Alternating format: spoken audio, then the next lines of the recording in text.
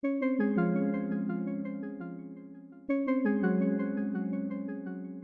I'm Jenna Saldana. I'm a math teacher at Crockett High School. I teach Algebra 1 and Statistics. I'm Shanna King. I teach science here at Crockett High School, and I teach AP Biology and Physics. So we're going to talk about the 5E lesson model today for inquiry, and we're going to go through each E individually and talk about ways to set that up in your classroom.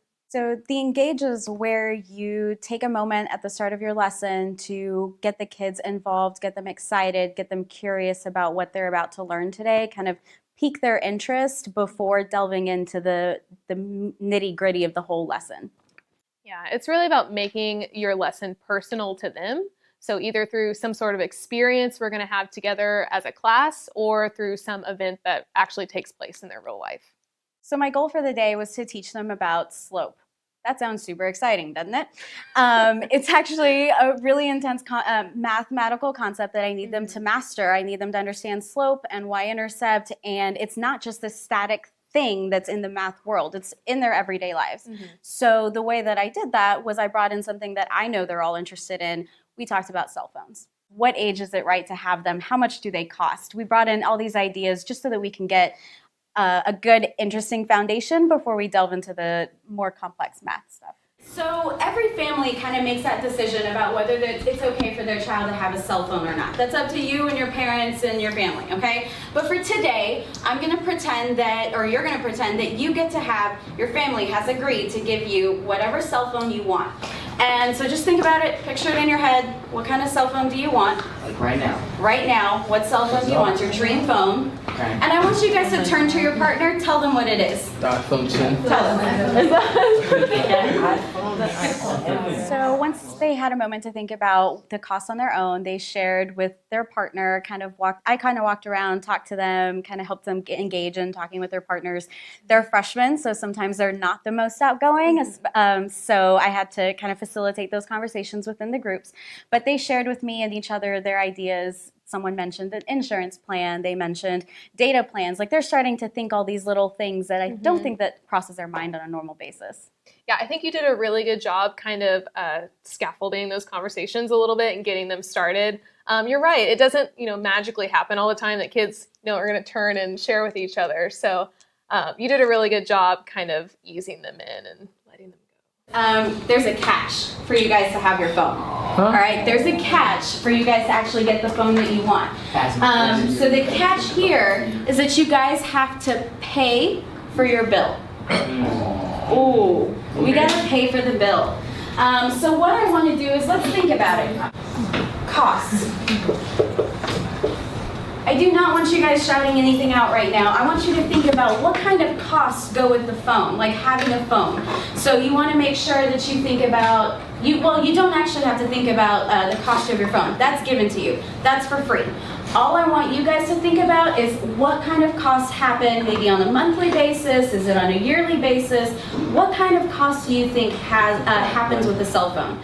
Yeah, I think cell phones are a really engaging topic for that age of students. It's a pretty, safe topic that everyone has kind of experienced in some way. So I think that's a really good way to get them engaged in the topic and a safe place for them to kind of explore a very complicated math concept. So what I decided to do for my engagement is to show an unexpected phenomenon having to do with the properties of water that we were going to look at that day. So the reason I chose that is because it allows students to make predictions that aren't going to necessarily match what the actual outcome is. And to approach that, we really want to do some engaging demonstrations and also have them do some engaging laboratory activities and really see these properties of water in action. So eventually they get to play with water then? They do get to play with water and a bunch of other stuff too. So to engage the students, I started off with a demonstration using a very full cup of water and paper clips. I had the students make some predictions in groups about how many paper clips they thought that I could add before the cup of water overflowed and spilled all over my stuff on my desk. So what do you guys notice about this cup we've got up here on the screen right now? Like, could I add anything to it, do you think? No, not at all. All your portions probably overflowed and then you just clean it up and that's how it is. All right, so if I add anything to that cup, I'm gonna have a huge mess on my desk right now. Yeah, maybe like one little dust speck or something. Okay, a dust speck. All right. Button in there, it flew over.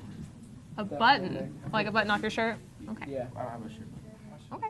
They really had a fun time making predictions with their table mates and also watching that cup get fuller and fuller and fuller. So it's kind of fun, I think, to see the kids be able to guess themselves and predict and look forward to figuring out, why is it doing this? Why did I get the wrong answer? What's happening? Yeah, and that's a big part of it too, is like, why is this happening? They really are curious now. Like, that's our hook into explaining the science behind what happened. And so having them in groups, they can really see each other's ideas and kind of build off one another and really have a more full picture of what was happening. Okay, so I've been walking around and I've heard a lot of you say, oh, the cup is really full. It looks like it's overflowing quite a bit. So what do you guys think would happen if I started adding stuff into this cup? It's gonna overflow. I'm gonna make a big mess on my desk up there. So while they're discussing all this, it's really important to kind of walk around and listen to their discussions. It kind of helps me see where they're at starting off with this topic. Maybe some of them already know about surface tension, or they have some kind of idea about, oh, water's sticky, it's polar. It helps me as a teacher know where I need to guide their thinking and my questioning during class. You know, once you have that good read of where they are in the room, your lesson goes that much better. So after they test their predictions, they're given an opportunity to discuss with their peers what they saw and why it actually happened.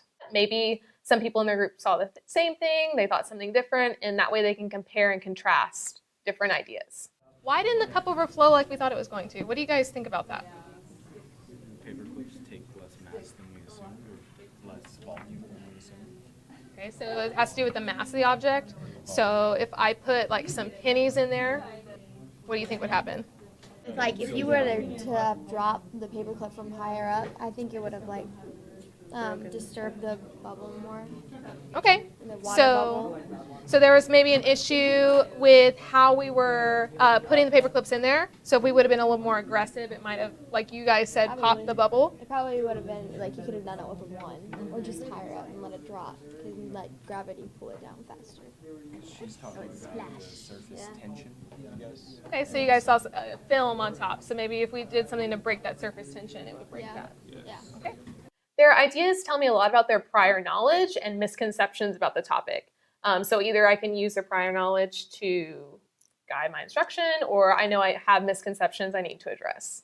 I think it's really important to start off a lesson with some sort of engaging, exciting experience that the entire class can talk about. It's great. They share the experience together, and then they're, as a group, ready to move on into the lesson.